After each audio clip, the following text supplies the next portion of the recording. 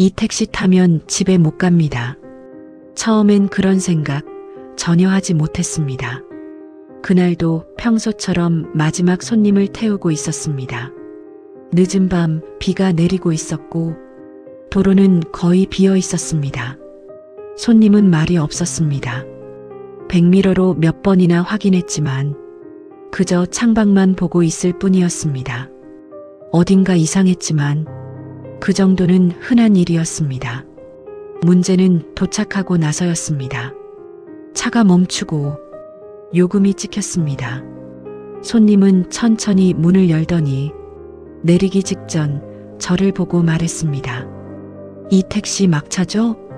저는 대수롭지 않게 대답했습니다. 네, 오늘 마지막입니다. 그는 잠시 웃더니 말했습니다. 그럼 조심하세요. 그 말이 이상하게 남았습니다. 문이 닫히고 그 사람은 사라졌습니다. 그리고 그때 내비게이션이 다시 켜졌습니다. 분명 운행은 끝났습니다. 목적지도 도착으로 찍혀 있었습니다.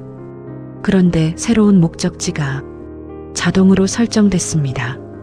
제가 입력하지 않은 주소였습니다. 경로를 안내합니다. 기계음이 흘러나왔습니다. 꺼보려고 했습니다. 전원을 껐다 켜도 그대로였습니다. 심지어 시동을 껐는데도 내비게이션은 계속 켜져 있었습니다. 그 순간 이상한 기분이 들었습니다. 그냥 가면 안 될 것 같은 느낌. 하지만 동시에 멈출 수 없는 느낌. 결국 차는 움직였습니다. 제가 운전하고 있었지만 제 의지가 아니었습니다. 도로는 끝이 없었습니다. 비는 점점 더 세졌고 가로등 불빛은 흐릿하게 번졌습니다. 시간을 확인했습니다. 333. 이상하게도 그 숫자가 눈에서 떨어지지 않았습니다. 얼마나 달렸는지 모르겠습니다. 체감상으로는 한참이었는데 계기판은 거의 변하지 않았습니다. 그리고 도착했습니다. 도로 한가운데 누군가 서 있었습니다. 그 사람은 제가 오기를 기다린 것처럼 가만히 서 있었습니다. 문이 열렸고 그는 아무 말 없이 탔습니다. 어디로 가세요? 대답은 없었습니다. 그런데도 차는 출발했습니다. 그때부터였습니다. 이상한 일들이 시작된 건 손님들은 모두 어딘가 이상했습니다. 누군가는 계속 같은 말을 반복했고 누군가는 뒤를 돌아보지 않았고 누군가는 이미 내린 것 같은데 다시 뒷좌석에 앉아 있었습니다. 시간도 이상했습니다. 10분 거리였는데 1시간이 지나 있었고 1시간을 달렸는데 5분밖에 흐르지 않았습니다. 그제야 깨달았습니다. 이건 단순한 운행이 아니었습니다. 이건 막차였습니다. 하지만 우리가 아는 막차가 아니었습니다. 집으로 가는 마지막 기회가 아니라 어딘가로 넘어가는 마지막 과정. 그리고 그 과정에는 항상 운전사가 필요했습니다. 저는 차를 세우려 했습니다.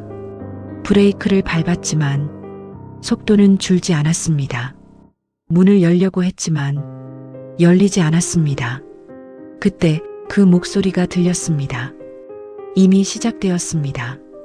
그날 이후로 저는 계속 운전하고 있습니다. 밤은 끝나지 않습니다. 손님은 계속 나타납니다. 시간은 흐르지 않습니다. 그리고 이제는 압니다. 이 택시를 타면 집에 갈 수 없다는 걸. 오늘도 한 손님을 태웠습니다. 그는 불안한 표정으로 묻습니다. 이거 어디 가는 거죠? 저는 잠시 망설이다가 말합니다. 막차입니다. 그리고 천천히 덧붙입니다. 집에는 못 갑니다. 그의 얼굴이 굳어집니다. 하지만 이미 늦었습니다. 차는 멈추지 않습니다. 이건 끝이 아니라 반복이니까요. 언젠가 이 자리는 또 바뀔 겁니다. 저처럼 누군가가 이 자리에 서게 되겠죠. 도망치려 하겠지만 결국 도망치지 못할 겁니다. 그 자리는 항상 채워지니까요. 그리고 또 한 사람이 이 택시를 운전하게 됩니다. 그때가 되면 저는 내릴 수 있을까요? 아니면 저 역시 다시 돌아오게 될까요? 아직은 모르겠습니다. 다만 한 가지는 확실합니다. 이 택시를 타면 집에 못 갑니다.